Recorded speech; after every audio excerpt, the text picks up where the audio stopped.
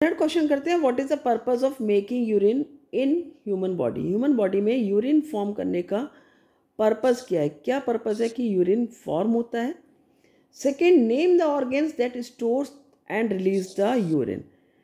2 marks का question है ये, इसमें ऑप्शनल पार्ट भी है जो हम बाद में पढ़ेंगे। पहले हम इसको कर लेते हैं कि आपको यहाँ पर 2 चीज़ें बतानी है, एक तो पर्पस कि यूरिन क्यों बनता है, दूसरा वो ऑर्गन्स कौन से हैं जिसमें स्टोर होता है यूरिन और रिलीज होता है। यानी आपको यहाँ पर ये 2 चीज़ें बतानी है, किस ऑर्गन में स्टोर होता है, किस में रिलीज होता है।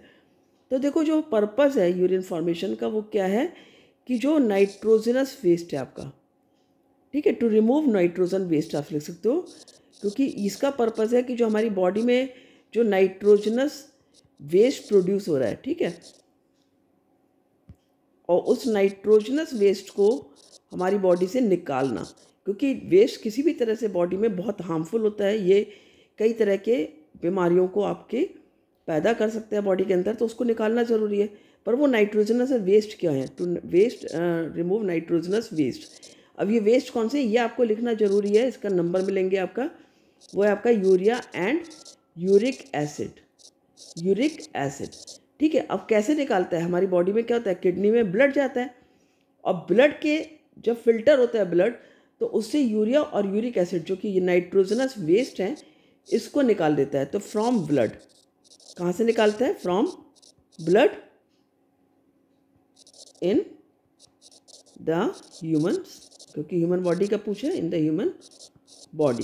तो ह्यूमन बॉडी से जो नाइट्रोजन वेस्ट है ह्यूमन बॉडी में प्रोड्यूस हो रहा है in the form of urea and uric acid, उसको निकालने का पर्पस, उसको रिमूव करने का रिमूव करना किससे, ब्लड से, क्योंकि ब्लड में ही होते हैं ये यूरिया और यूरिक एसिड, तो ब्लड को प्योर करना एक तरह से ये वेस्ट निकाल करके, ये पर्पस है।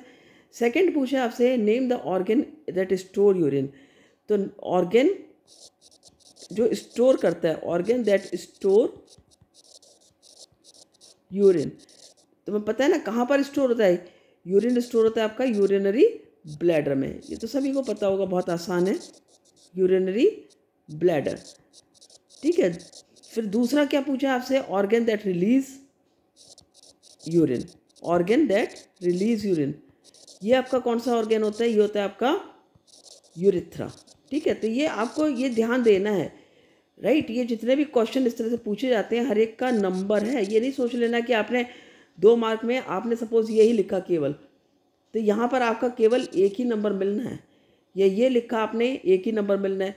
फिर यदि आपने मान ली सपोज यूरिया यूरिक एसिड लिखा तो आपको आधा मिलेगा, यदि आपने ब्लड नहीं लिखा है तो भी आधा मिलेगा, यानी कुल मिला के आपका आधे नंबर में यूरिया यूरिक एसिड है, आधे नंबर का ब्लड है, आधे नंबर का आपका यूरिनरी ब्लैडर, आधे नंबर का आपका यूरिथ्रा है। इस तरह से आपकी मार्किंग यहाँ पर होती है, राइट। तो ये सब चीज़ें आपको बहुत ध्यान से करने क्वेश्चन, क्योंकि एक एक स्टेप का एक एक चीज़ का आपके मार्क्स होते हैं। आगे पूछा है, why do arteries have thick and elastic walls whereas veins have walls. तो आर्टरीज की वॉल्स थिक और इलास्टिक क्यों होती हैं, इसमें 1 नंबर का आपका इसका आंसर जाएगा, 1 नंबर का आपका वेन्स का आंसर जाएगा, right.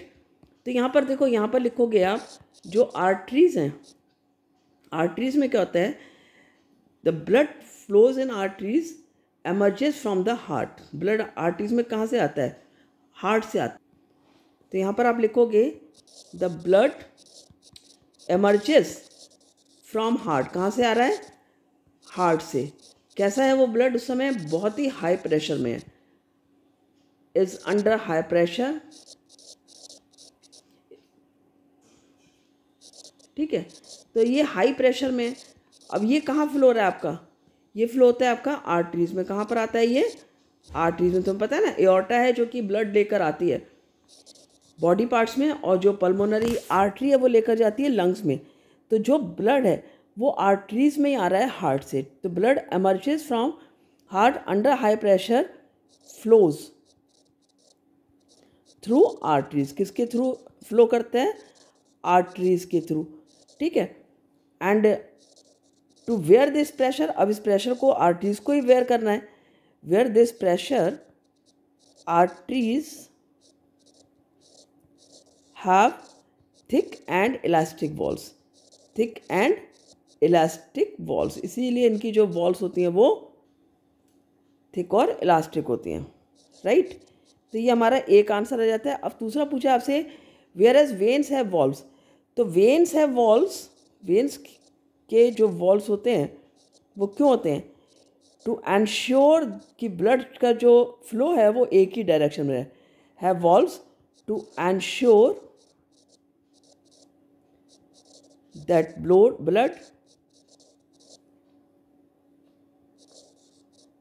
flows in one direction, एक ही डायरेक्शन में बहेगा, does not come back।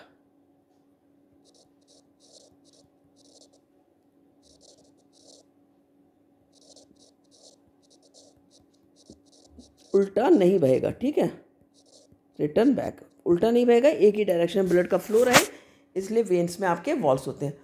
तो ये सब तो आपकी बुक में पूरा रिटन है, ये आपको लर्न करना ही करना है। इस तरह के क्वेश्चंस आएंगे तो आपको टू द पॉइंट आंसर देना है। देखो हमेशा ये ध्यान रखो, साइंस में आपके आंसर्स में टर्म्स का होना साइंटिफिक और आंसर का प्रॉपर होना बहुत ज़रूरी है। लेंथ ज़रूरी नहीं है। आप ये मत सोचो कि 5 नंबर का क्वेश्चन है तो आपको पेज भरने हैं उसमें, नहीं। 5 नंबर का क्वेश्चन हो सकता है आपका 5 लाइन में ही सिमट जाए। हर 5 मार्क्स के एक एक पॉइंट हो, वो आपको नोट करने हो, लिखने हो। लेकिन बात क्या है कि आपको सही आंसर लिखना है, राइट। साइंटिफिक टर्म्स में प्रॉपर लिखना है, कहानियाँ नहीं गढ़नी है। मिलते हैं अगले वीडियो में। Thank you.